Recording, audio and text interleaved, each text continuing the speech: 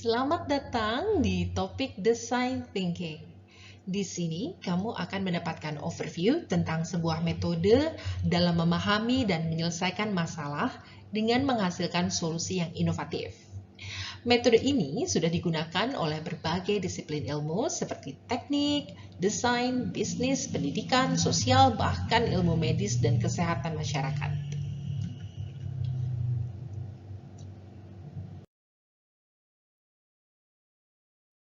Mengapa dibutuhkan design thinking?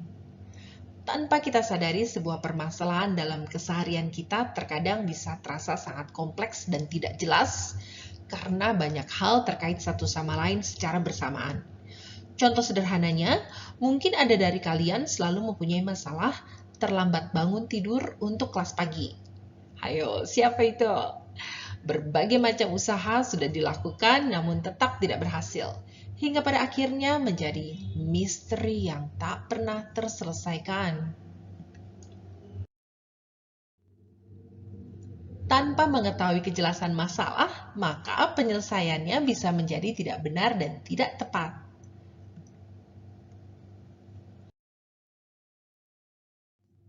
Metode design thinking menggabungkan pemetaan masalah, mencari alur permasalahan, melihat permasalahan dan penyelesaiannya secara kreatif, iteratif atau pembenahan berulang, dan holistik atau menyeluruh.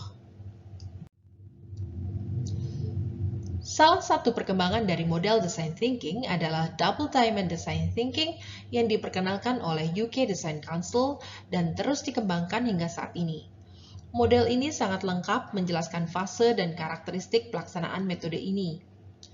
Hal terpenting pertama adalah kita sebagai peneliti atau desainer harus bergerak dari titik ketidaktahuan terhadap permasalahan. Di titik ini cenderung kita mempunyai asumsi pribadi. Mungkin ini yang terjadi. Tujuan akhir kita adalah ke titik mengetahui permasalahan dan solusi yang tepat. Aha, jadi ini yang harusnya dilakukan. Di proses diamond atau wajik pertama, kita mengetahui permasalahan dan merancang sesuatu yang benar. Proses kedua adalah merancang atau mendesain sesuatu dengan benar.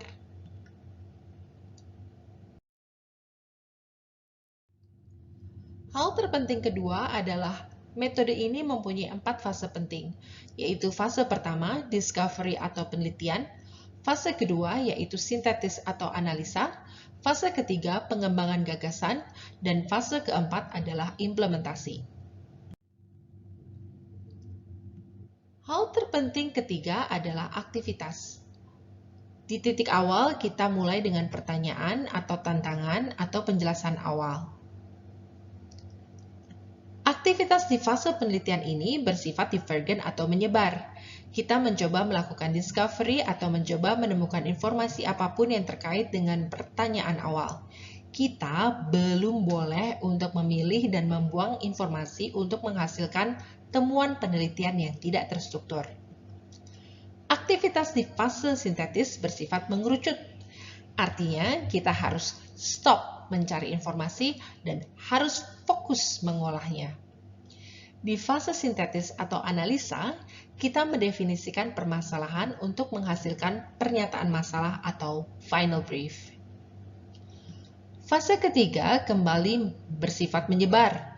Aktivitas pengembangan gagasan untuk pencarian solusi harus dilakukan di dalam koridor atau ruang lingkup masalah secara bebas, kreatif, tanpa memikirkan batasan seperti waktu, biaya, dan batasan lainnya. Hasil dari fase ini yaitu gagasan terpilih untuk dihantarkan ke fase terakhir, yaitu implementasi. Di fase ini kita fokus mencari solusi yang paling potensial untuk diwujudkan sebagai jawaban permasalahan atau produk terpilih. Pernyataan masalah ini digambarkan dengan garis putus-putus karena komponen ini sangat penting dan menjadi jembatan dari dua diamond atau wajik. Jika pernyataan masalah salah, maka seluruh pencarian solusi akan tidak tepat. Jadi kedua proses besar ini bisa diulang jika diperlukan. Begitu pula untuk tiap wajiknya. Untuk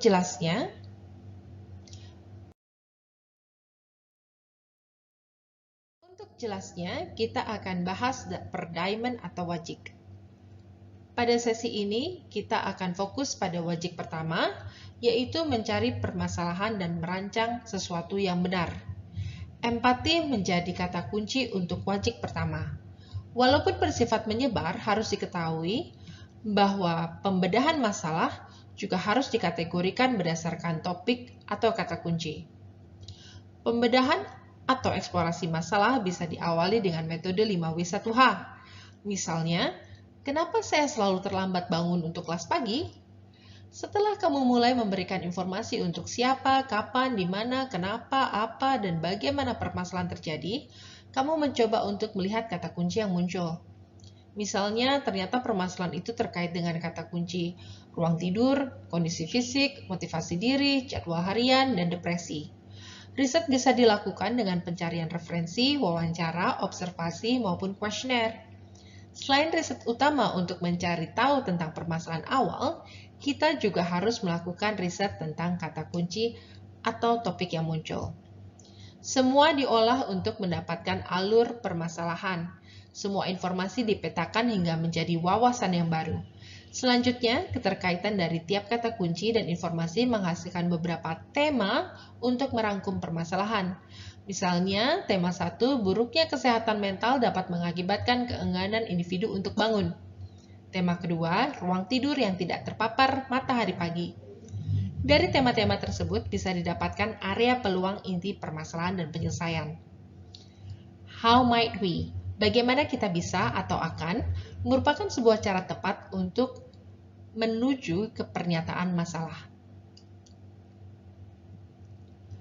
How might we harus mengacu pada pengalaman yang dituju untuk aktor utama sehingga terjadi dampak yang diinginkan.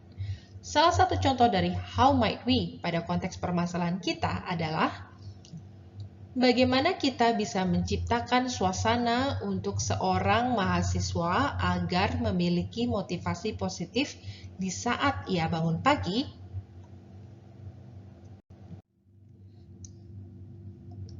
Jadi kalian bisa melakukan latihan kelompok sebagai pemanasan dengan mendiskusikan pertanyaan awal untuk suatu permasalahan yang sering kalian alami.